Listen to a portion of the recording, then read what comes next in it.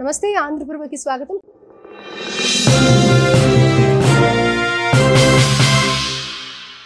ప్రస్తుతం మనతో పాటు డాక్టర్ రాఘవ సతీష్ శర్మ గారు ఉన్నారు. వారితో మాట్లాడదాం.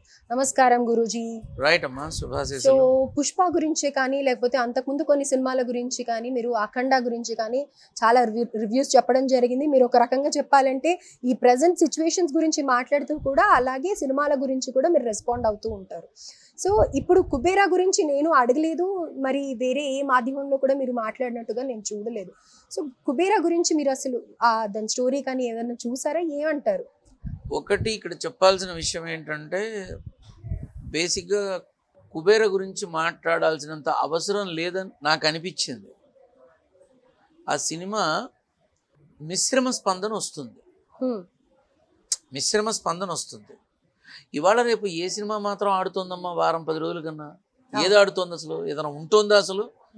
2 వారాలకి ఓటీటీలో వచ్చేస్తున్నాయి. ఇంకెవడు వెళ్తాడు థియేటర్కి? వెళ్ళడు. ఒకటి. రెండోది ఏంటంటే, బేసిక్గా ధనుష్ చేసే ఏ సినిమా అయినా ఫ్లాప్ అవ్వదు, డబ్బులు వస్తాయి. ఆ పైన యావరేజ్ హిట్, ఆ పైన సూపర్ హిట్, ఇలా ఉంటుంది తప్ప ధనుష్కి సంబంధించిన ఏ ప్రాజెక్ట్ అయినా సరే నిర్మాత నిలబడతాడు, అప్పుల పాలు కాడు, నిలబడతాడు. ఒకటి. రెండోది, ఆఫ్టర్ దట్ నాగార్జునకి కొంత అనుకూలమైన సమయం మొదలైంది. ఈ బంగారు రాజు అవి ఇవి చేసిన తర్వాత అవి కూడా పెద్దగా జనానికి ఎక్కల. ఏమా, నేను అప్పుడు చెప్పా, ఆ టైంలో చెప్పా, ఇవన్నీ మామూలుగా ఎంటర్టైన్మెంటే, 4 డబ్బులు వచ్చే సినిమాలు, కానీ 4 రోజులు ఆగండ్రా బాబు, ఛానల్స్లోనూ ఓటీటీలోనూ వస్తాయని అన్నా. అలానే జరిగింది. కుబేర సినిమా ఏంటంటే ఒక రకమైనటువంటి మిశ్రమ స్పందన వస్తుంది తప్ప ఫ్లాపు కాదు, సూపర్ హిట్ కాదు. వేస్తారు 5 కోట్లు కలెక్షన్ ఫస్ట్ డే ఇది వస్తుంది, అది వస్తుంది. ఎవడికి తెలిసిన విధంగా వాడు మాట్లాడతారు, ఎవడికి తెలిసిన వాడు చెప్తారు. కానీ కుబేర సినిమా కంప్లీట్గా, ఆ సినిమా హీరో వచ్చేసి శేఖర్ కమ్ముల. ఆ సినిమా హీరో శేఖర్ కమ్ముల, ఎవరు కాదు. ఆ సినిమాని ప్రాణప్రదంగా తీసుకొచ్చి బయట ప్రపంచానికి చూపించిన విధానంలో ఖచ్చితంగా 2 కళ్ళ లాంటి వాళ్ళు నాగార్జున, ధనుష్. రైట్. వీళ్ళిద్దరూ సమపాళ్లలో వాళ్ళ పాత్రల్ని ఓనప్ చేసుకొని చేశారు. సో ఖచ్చితంగా ఇప్పుడు నాగార్జున ఫ్యాన్ చూస్తాడు, ధనుష్ ఫ్యాను చూస్తాడు, శేఖర్ కమ్ముల ఫ్యాను చూస్తాడు. అక్కడ ఏమైందంటే, ఒక రియలిస్టిక్ స్టోరీని బాగా దగ్గరగా చూపించారు కాబట్టి ఆ సినిమా మిశ్రమ స్పందనతో ముందుకెడుతుంది.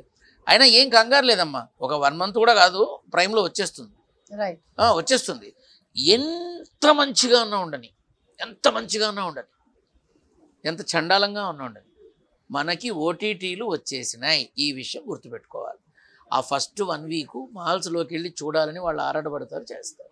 అయితే ఈ సినిమా గురించి మీకు ఎంతవరకు ఇన్ఫర్మేషన్ తెలుసో నాకు తెలియదు, కానీ అందులో పేదవాళ్ళ గురించి, I mean road side beggars గురించి కానీ లేకపోతే వీళ్ళు డబ్బులున్న వాళ్ళ గురించి కానీ చాలా డిఫరెన్స్ చూపించారనమాట. దాని గురించి మీరు ఏమంటారు?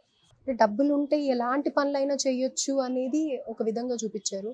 డబ్బు లేనివాడు ఎంత డబ్బు లేకపోయినా కానీ ఎంత డిసిప్లిన్ గా ఉంటాడు, వాడికి అవసరం ఉంటేనే ఆ డబ్బుని వాడుకోవడం కానీ, అవసరం ఉంటేనే ఆ డబ్బు గురించి పాకులాడడం కానీ చేస్తాడు అనేది బాగా చూపించారు. అందులో ధనుష్ పర్ఫార్మెన్స్ కూడా చాలా బాగుంది అని పబ్లిక్ అనుకుంటూ. ఇప్పుడు ఒకనొకనాడు అంటే వీళ్ళు ఎందుకమ్మా నా గురించి మాట్లాడతా, ఒకనొకనాడు నా దగ్గర ఏముందని ఏమీ లేదు, కాయ కష్టంతో నా జీవితాన్ని నేను నిలబెట్టుకున్నా. అర్థమైందమ్మా?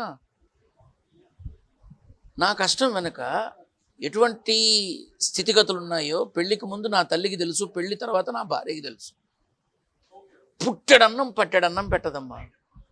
పుట్టెడు డబ్బు పట్టెడన్నం పెట్టదు, పట్టెడన్నం పెట్టదు. లగ్జరీ ల్యాండ్ క్రూజర్ కారులో వెళుతున్నా, హైవే మీద ఆకలేసినప్పుడు దొరక్కపోతే పరిస్థితి ఏంటి కదా? అలా ప్రతి మెతుకుని ఎంతో గౌరవిస్తా, ప్రతి రూపాయిని ఎంతో గౌరవిస్తా. నాకు బాగా, నేను ఎప్పుడు గౌరవించేది ఆకలిని, కన్నీటిని, పేదరికాన్ని. ఈ 3టిని గౌరవిస్తా, ఎందుకంటే ఈ 3 నేను చూసా కాబట్టి.